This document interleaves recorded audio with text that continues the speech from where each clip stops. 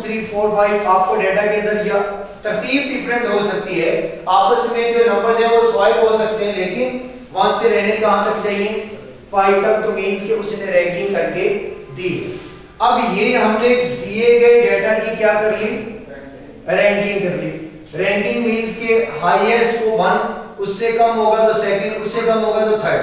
अब रैंकिंग देने के बाद ये वैल्यूज हमने कहीं पर भी इस्तेमाल नहीं करनी, ये सिर्फ हमने इससे क्या करनी थी, रैंकिंग देनी थी, रैंकिंग दे दी।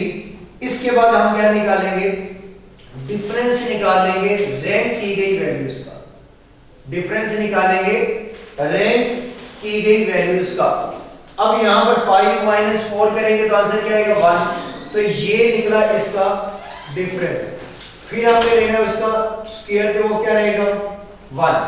फिर 4 - 5 करेंगे तो -1, स्क्वायर लेंगे तो क्या रहेगा 1। फिर क्या आ गया यहाँ 0 0 एंड 0, तो समेशन d स्क्वायर क्या बना है 2।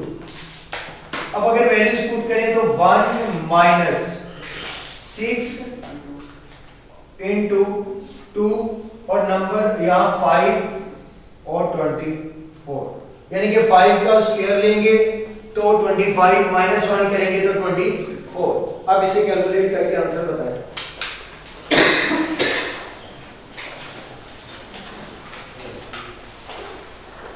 निकालें आपने कैलकुलेटर, ये 1 माइनस कॉमन है, 1 माइनस, फिर रेशियो में आएंगे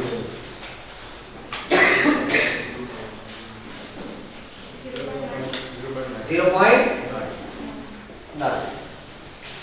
अब जो आंसर निकला है वो हमारा आर का आंसर रेंज में निकला है या नहीं, रेंज में, क्योंकि हमारे पास था कोरिलेशन कोएफिशिएंट की रेंज +1 से -1 के दरमियान आंसर का आना। तो यहां पर अगर आप देखेंगे तो 0.9 ये हमारी उसी रेंज में आता है, यानी कि ये 0 और +1 के दरमियान, यानी कि 1 के करीब आ रहा है, 1 के करीब है, तो इनके दरमियान रिलेशन b है, और कौन सा पॉजिटिव, क्योंकि इसके साथ साइन क्या होगा फिर पॉजिटिव का।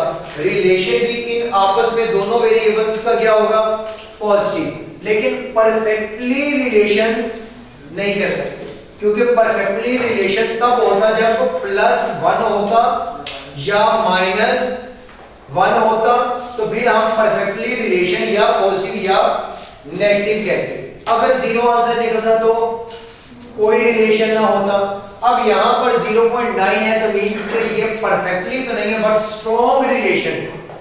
ये परफेक्टली तो नहीं है लेकिन स्ट्रॉन्ग रिलेशन है इन दो वेरिएबल्स के दरमियान, और रिलेशन क्या है पॉजिटिव, रिलेशन क्या है पॉजिटिव।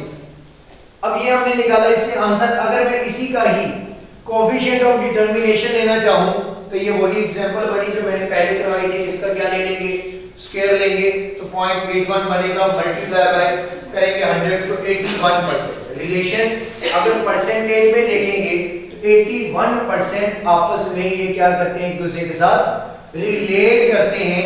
x के चेंज होने से y भी चेंज होता है, और दोनों की डायरेक्शन क्या है सिमिलर। दोनों की डायरेक्शन क्या होगी पॉजिटिव होने की वजह से आंसर डायरेक्शन क्या होगी सिमिलर, या अपवर्ड होगी या ऐसी, या अपवर्ड होगी या डाउनवर्ड। सिमिलर डायरेक्शन है ना, ऑपोजिट होगा तो इनवर्स हो जाएगा। अब वो साइन से मुराद है कि अगर बढ़ेगी तो अपवर्ड, अगर कम होगी तो डाउनवर्ड होगी ना। लेकिन ग्राफ में पॉजिटिव नेगेटिव कब शो, कैसे शो होते हैं, लेफ्ट टू राइट। अगर उसका ग्राफ अप जा रहा है तो पॉजिटिव, अगर लेफ्ट टू राइट उसका ग्राफ जो है वो डाउन जा रहा है तो नेगेटिव। ग्राफ के अकॉर्डिंग लेफ्ट टू राइट आप देखते हैं कि एक कर्व लेफ्ट टू राइट उसके डायरेक्शन अपवर्ड है तो पॉजिटिव रिलेशन है, और अगर डाउनवर्ड है तो नेगेटिव रिलेशन है। लेकिन पॉजिटिव और नेगेटिव ये भी तो होते हैं कि अगर दोनों अप होंगे, अगर दोनों की डायरेक्शन सिमिलर होगी, चाहे वो अपवर्ड हो या डाउनवर्ड, दोनों इंक्रीज में तो दोनों इंक्रीज में जाएंगे, दोनों डिक्रीज में तो दोनों डिक्रीज में जाएंगे। अगर एक इंक्रीज एक डिक्रीज होगा तो मींस ऑपोजिट डायरेक्शन। अगर याद हो तो पेपर तो पास कर लिए, फिर भी अगर याद हो तो सप्लाई में क्या होता था कि दोनों की डायरेक्शन सिमिलर।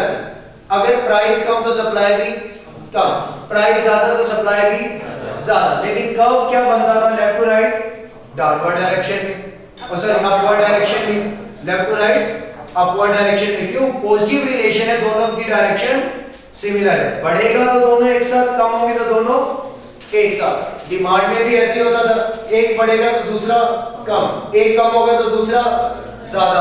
ऑपोजिट डायरेक्शन की वजह से लेफ्ट टू राइट उसका कब क्या होता था, डाउनवर्ड स्लोप।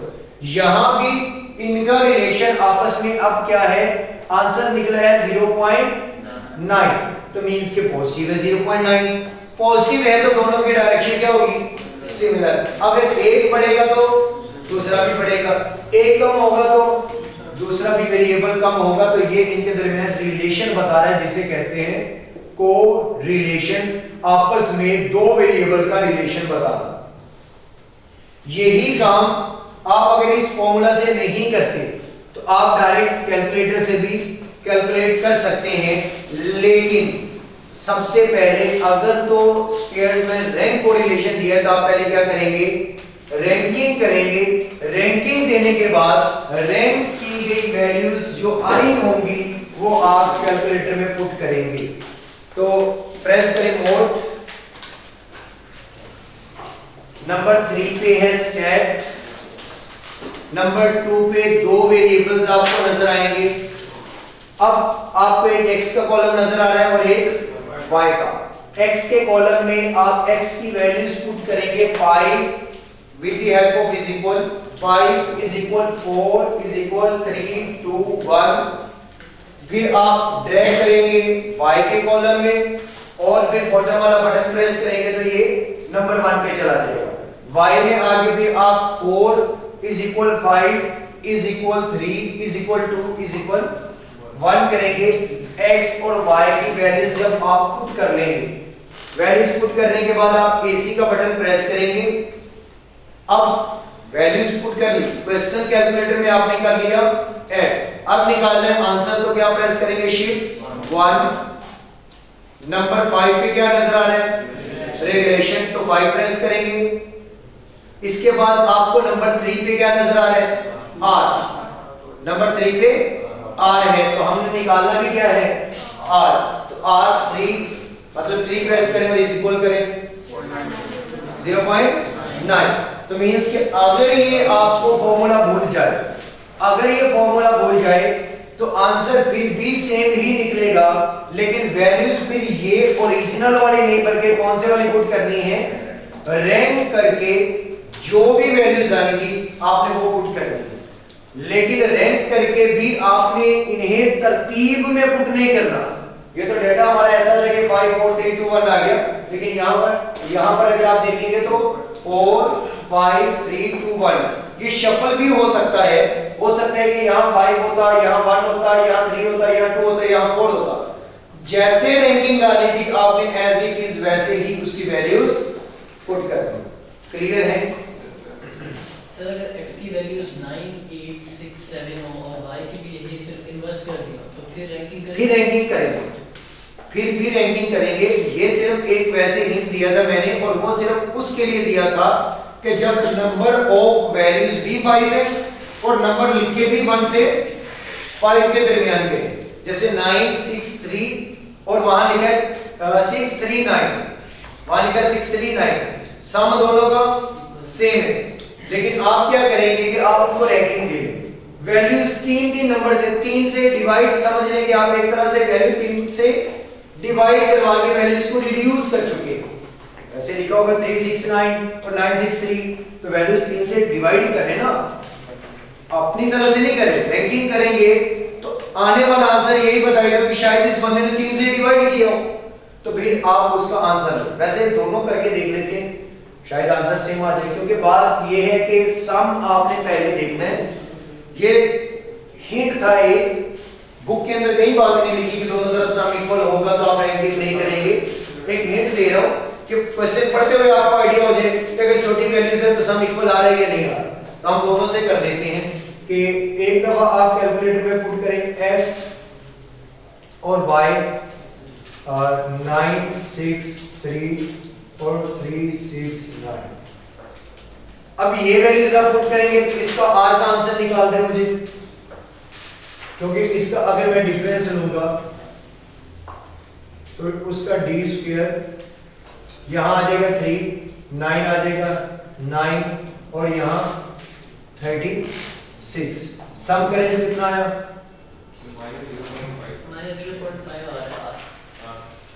माइनस 0.5 क्या ये ठीक आंसर निकला? -0.5। क्यों? रेंज में भाई, रेंज के अंदर है या नहीं, ये तो हमें नहीं पता कि ठीक है या गलत है, रेंज के अंदर है या नहीं। अगर रेंज में है तो फिर हमारी नजर में कभी तक ठीक है। लाजिम नहीं है कि मैंने इन्हें अभी रैंक कोरिलेशन से किया, भाई कोरिलेशन तो निकला है ना, और कोरिलेशन अपनी रेंज में ही निकला है -0.5 में। अब यहां पर अगर आप देखें रैंक करके x और y, तो रैंक में नंबर 1 पे 2 3, उसके बाद 1 3 2, इनको पुट करके आंसर दें।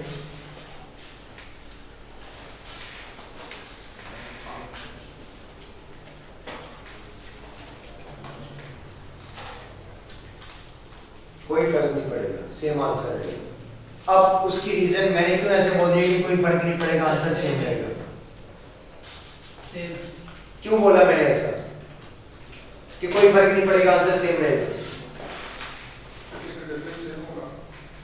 डिफरेंस सेम की बात नहीं, हमने ये प्रॉपर्टी पढ़ी थी कल कि अगर कोरिलेशन कोएफिशिएंट के किसी भी ओरिजिनल डाटा को अगर किसी एक कांस्टेंट नंबर से मल्टीप्लाई करेंगे तो इसका आंसर कभी कोई फर्क नहीं पड़ेगा। तो यहां पर अगर आप देखेंगे तो ये ओरिजिनल डाटा 3 से मल्टीप्लाई किया तो ये डाटा, या ये ओरिजिनल डाटा 3 पे डिवाइड किया तो ये डाटा, ओवरऑल आंसर में कोई फर्क नहीं।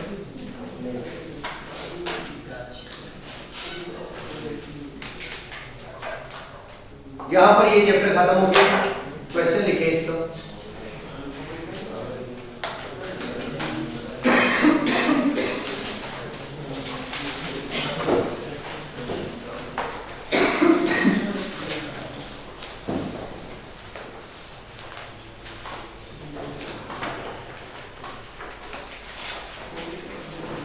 Coefficient of rank correlation, coefficient of rank correlation of the following data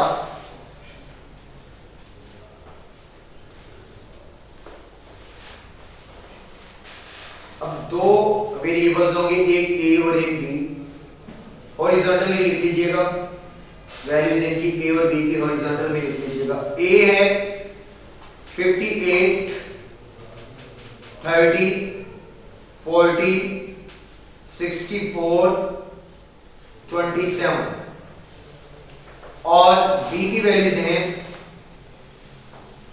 70 40 80 50 75। Horizontal मैंने कहा था सब बच्चों के हॉरिजॉन्टल ही कराओ, ये सारा वर्टिकल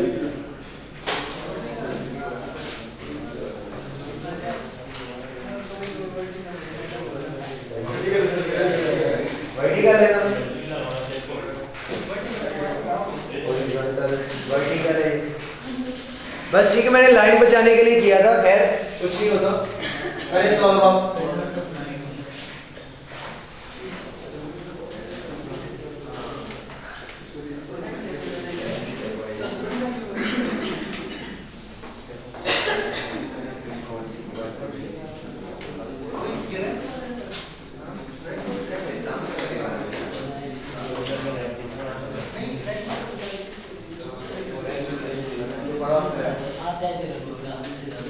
रैंकिंग करेंगे वैल्यूज को करिए।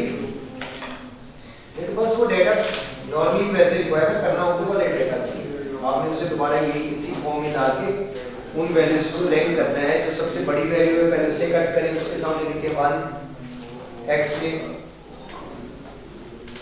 ये सबसे बड़ी वैल्यू, इसको कट करके 1, फिर इसके बाद जो छोटी वैल्यू है 58 2, फिर इससे छोटी 3 4 एंड नेक्स्ट सेम इधर भी ऐसे रेंज होगी, सबसे बड़ी वैल्यू 18, फिर 75 है उसके बाद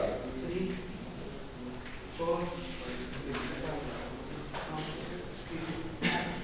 5 3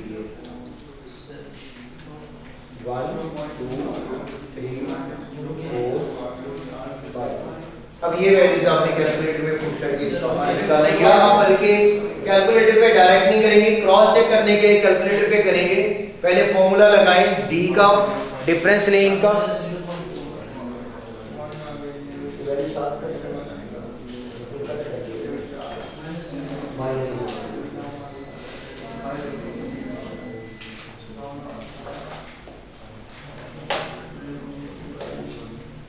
आपका फर्स्ट है, फिर आप इस क्लास में हो गए क्या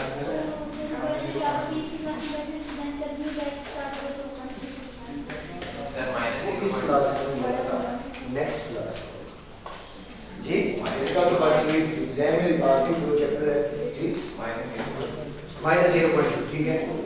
कितने स्टूडेंट हैं जिनका आंसर -0.2 है? ठीक है। और कितने ऐसे जिन्होंने अभी किए ही नहीं किया?